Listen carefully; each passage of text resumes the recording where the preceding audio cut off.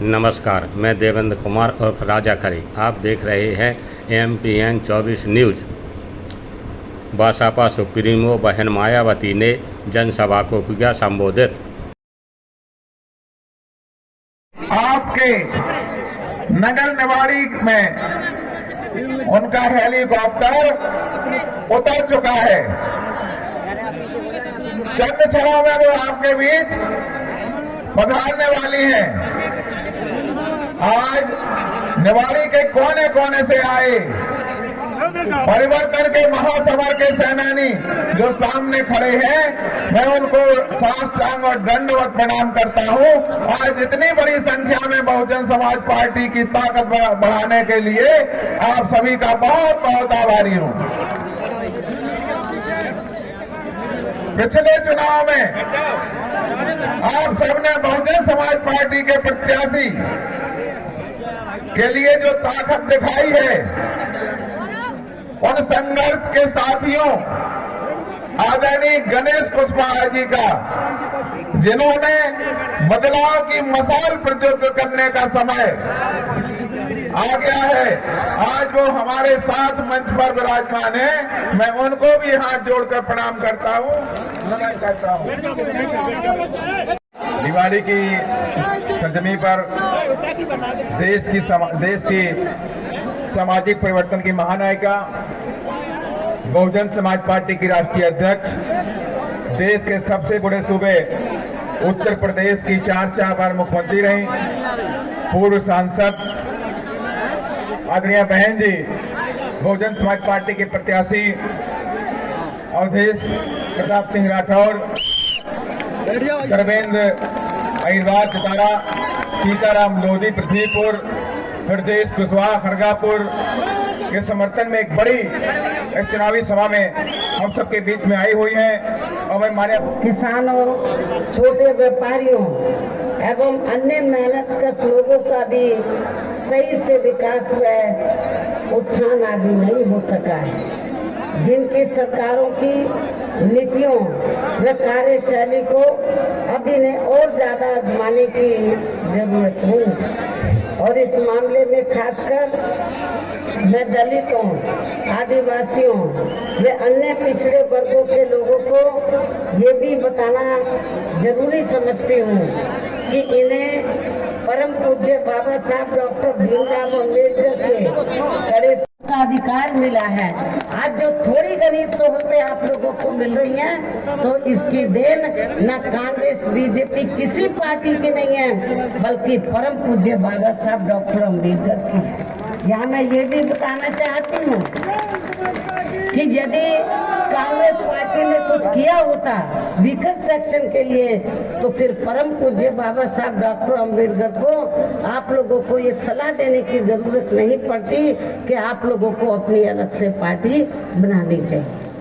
तो इसलिए मैं आप लोगों को ये बताना चाहती हूँ कि ये जो जातिवादी पार्टियां हैं, वीकर सेक्शन के खिलाफ जो पार्टियां हैं, इनको वोट देकर, इनको सत्ता में बैठाकर आप लोगों का भला होने वाला नहीं है। तो लेकिन इससे इन वर्गों के प्रति इन सभी पार्टियों की हीन व जातिवादी मानसिकता साफ झलकती है, खास तौर से कांग्रेस पार्टी की, जिसने फिर अपने कारवां को आगे बढ़ाने वाले वे हर मामले में समर्पित व्यक्तित्व माननीय श्री कांशीराम जी के देहांत होने पर केंद्र में रही इसी कांग्रेस पार्टी की सरकार के चलते एक दिन का भी राष्ट्रीय शोक घोषित नहीं किया गया था। इसी कांग्रेस पार्टी के सेंटर में सरकार थी और इन्होंने मान्यवर श्री कांशीराम जी के डेथ होने पर एक दिन का भी राष्ट्रीय शोक घोषित नहीं किया था। यहाँ मैं इन वर्गों के मामले में ये भी कहना चाहूंगी, केंद्र द्वारा देश की लोकसभा व राज्य विधानसभाओं में महिलाओं को जो 33% आरक्षण देने की व्यवस्था की गई है, तो उसमें SC, ST व OBC की महिलाओं को अलग से कुछ भी आरक्षण नहीं दिया गया है। इतना ही नहीं, बल्कि इन वर्गों के लोगों को जुर्म जाति से निजात दिलाने के लिए जो भी अनेकों नियम व कानून आदि बने हैं, तो उन पर भी केंद्र व अधिकांश राज्यों की भी सरकारें सही से अमल नहीं कर पा रही हैं। जिससे अब यहाँ खासकर दलितों व आदिवासियों के ऊपर शोषण करने वाले लोगों का मनोबल और भी ज्यादा बढ़ा है। और ये सब हमें यहाँ आपके मध्य प्रदेश स्टेट में भी काफी कुछ देखने के लिए मिल रहा है। इसी प्रकार हमें पूरे देश में मुस्लिम व अन्य धार्मिक अल्पसंख्यक समाज के लोगों की भी हालत कोई खास अच्छी नजर नहीं आती है, जिसका काफी कुछ खुलासा केंद्र सरकार की सच्चर कमेटी की रिपोर्ट में भी किया गया है। इनके साथ साथ अपर कास्ट समाज में से खासकर गरीब लोगों की भी आर्थिक स्थिति अभी भी पूरे देश में यहाँ में से खासकर कांग्रेस, बीजेपी व इनकी सहयोगी पार्टियों के हाथों में ही आने को मानकर चलती है। और इन सभी विरोधी पार्टियों को हमारी पार्टी इसलिए जिम्मेवार मानकर चलती है क्योंकि आजादी के बाद से लेकर अभी तक लगभग ये सभी विरोधी पार्टियां केंद्र व देश के अधिकांश राज्यों में भी ज्यादातर यहाँ बड़े बड़े पूंजीपतियों व धन्ना सेठों की ही आर्थिक मदद से सत्ता में आती रही हैं। और सत्ता में आ जाने के बाद फिर ये पार्टियां अधिकतर मामलों में अपनी आर्थिक व अन्य सभी नीतियां यहाँ आम जनता की समस्याओं को दूर करने के हिसाब से तैयार नहीं करती हैं, बल्कि देश के उन बड़े बड़े पूंजीपतियों व धन्ना सेठों को ही फायदा पहुंचाने के हिसाब से अपनी अधिकांश नीतियां तैयार करती हैं। यहाँ अपने मध्य प्रदेश स्टेट में आम जनहित के व खासकर कमजोर एवं उपेक्षित वर्गों के हितों में ऐसे ही कार्य करना चाहते हैं। इसके साथ ही आपके प्रदेश की जनहित से जुड़ी जो भी यहाँ स्थानीय समस्याएं हैं तो उन्हें भी दूर करना चाहते हैं। तो फिर आप लोगों को भी उत्तर प्रदेश की तरह अपने मध्य प्रदेश स्टेट में भी अपनी पार्टी को हर मामले में मजबूत बना के यहाँ अपनी खुद की सर्वजन हिताय और सर्वजन सुखाय की नीतियों पर आधारित सरकार बनानी है, जिसके लिए अब आप लोगों को यहाँ अपने मध्य प्रदेश स्टेट में विधानसभा के लिए हो रहे आम चुनाव में अपनी पार्टी का बेहतर रिजल्ट लाना होगा।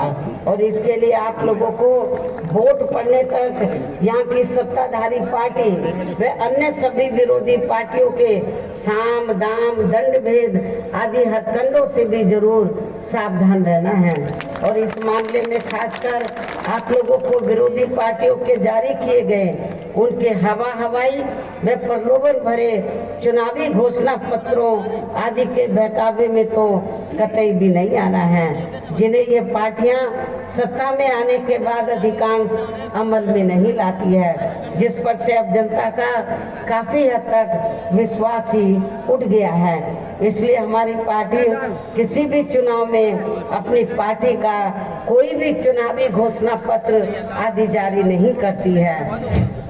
वैसे भी हमारी पार्टी कहने में बहुत कम बल्कि कार्य करके दिखाने में ही ज्यादा विश्वास रखती है। अर्थात जो कहती है तो उसके करके भी दिखाती है। और ये सब हमने बिना घोषणा पत्र जारी किए हुए हमने उत्तर प्रदेश में अपनी 4 बार की हुकूमत में ये सब कुछ जनहित के कार्य करके दिखाए हैं। और अब मेरा यही कहना है कि आप लोगों को अपने खुद के व अपने मध्य प्रदेश स्टेट के भी हित में यह अपनी पार्टी बीएसपी की ही सरकार बनाना बहुत जरूरी है। तभी फिर यहाँ के प्रदेश में परम पूज्य बाबा साहब डॉक्टर भीमराव अंबेडकर एवं मान्यवर श्री कांशीराम जी आदि का भी अधूरा सपना जरूर साकार हो सकता है, जिन्होंने कदम कदम पर अनेकों कष्ट झेलकर अपनी पूरी जिंदगी यहाँ खासकर कमजोर एवं उपेक्षित वर्गों के लोगों को अपने पैरों पर खड़ा करने के लिए समर्पित की है, जिसे भी खास ध्यान में रखकर अब आप लोगों को यहाँ अपने प्रदेश में विधानसभा का आम चुनाव लड़ रहे हैं अपने उम्मीदवारों को। और आपके इसके यहाँ पर कुछ क्षेत्र में जो चुनाव लड़े हैं तो वो उम्मीदवार यहाँ मौजूद हैं। मेरी आप लोगों से पुरजोर अपील है कि बीएसपी के उम्मीदवारों को अपनी पार्टी, अपनी बीएसपी पार्टी के हाथी चुनाव चिन्ह के सामने वाले बटन को दबा के उन्हें जरूर जिताना है। और इसके लिए आप लोगों को वोट पड़ने वाले दिन अपने सभी कार्य छोड़कर वे अपने अपने पोलिंग बूथों पर समय से पहुंचकर अपना वोट डालने के लिए जरूर जाना है। और इस मामले में हमारी महिलाएं जो बड़ी संख्या में मुझे सुनने के लिए आई हैं, उनसे भी मेरी दरखास्त है वो भी वोट डालने के लिए सबसे पहले अपने पोलिंग बूथों पर जरूर पहुंचेंगे। इसके साथ ही अपनी पार्टी का एक भी वोट पड़ने से ना रह जाए तो उसका आप लोगों को विशेष ध्यान रखना है। इस प्रकार से आप लोगों को अपनी पार्टी को कामयाब बनाने का हर संभव पूरा प्रयास करना है, जिसके लिए आपके स्थानीय नेताओं के साथ साथ केंद्र से भी श्री राम जी गौतम जो राज्यसभा के सदस्य हैं पार्टी के, तो इनके साथ साथ और भी सेंटर से हमने इनको जिताना है।